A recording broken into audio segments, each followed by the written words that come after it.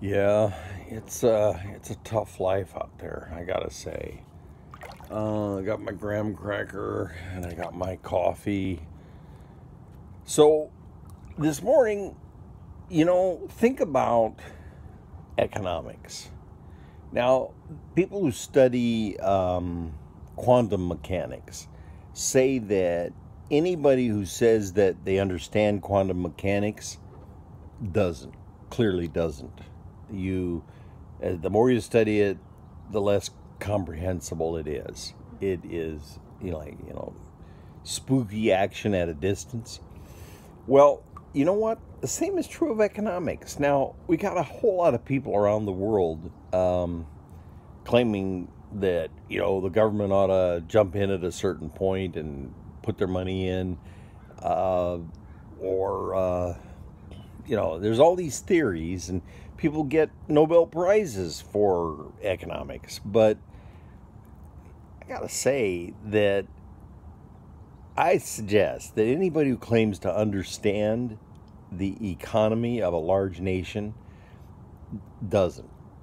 So let's just talk about money. I think there's a book called The History of Money, and the guy talks about that on some Polynesian island, their form of money are these large coral wheels that they carve. And so there was a transaction where they were going to move coral, this big wheel, from one island to another, and the damn thing slipped off the boat and is now at the bottom of the ocean.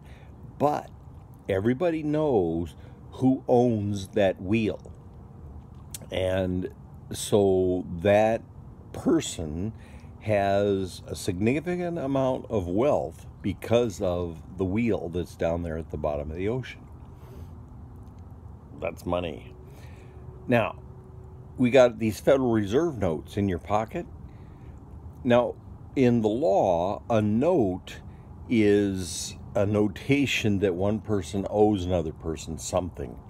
And banknotes used to mean that you took your banknote to that bank and they would give you gold in return for the note. Well, Nixon announced, no more. We ain't doing that anymore. And we're holding on to all our gold. You can't have it anymore. So a Federal Reserve note doesn't promise to give you anything except another one. So your green pieces of paper can't get you anything except other pieces of green paper and anything that the rest of us all agree I'll give you a microwave for 150 of those green pieces of paper. So money is a convention, it's a conversation, it's an agreement among all of us. Now, let's go back some more and talk about this economist named Hudson. Let's consider that the resource lands were taken from the Indians, and then maybe somebody took it from whoever had it after that, and they then so if I own some oil land in Oklahoma, I give nothing back to the economy. I merely take out of the economy the royalties that I get. So let's think then about what would be, should we then tax away the ownership of those properties? Or maybe by eminent domain, take them. And then the royalties from that land would go to build hospital, roads, and schools, and the goddamn military, and our adventures in Iraq and Iran and Afghanistan. But the people then would own these pieces of land instead of whoever, the descendants of whoever took them by force.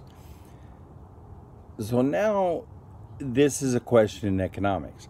So one question is that the moral thing to do for the government to take the land away.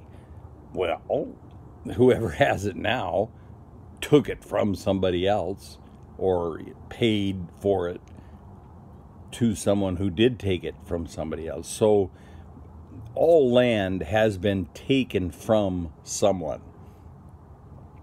So I don't know that there's a whole lot to the moral question of, is it right and good that we should take the land and use it to support public works?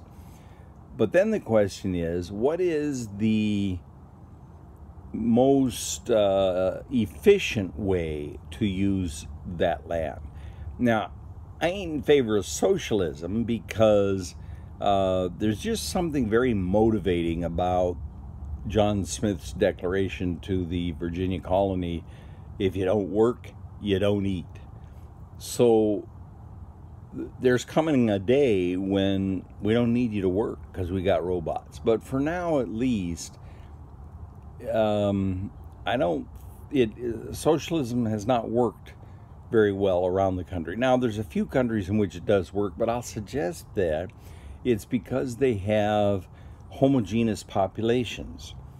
I mean, yeah, the Norwegians, they got all this oil wealth offshore, and they're all goddamn Norwegians. So money that's going to welfare supports somebody's Norwegian grandma. If I was a Norwegian, I'd vote for that.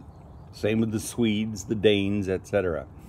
But you got a country like ours that's, what, the 4th largest population in the world, and what a mix. I mean, they're okay.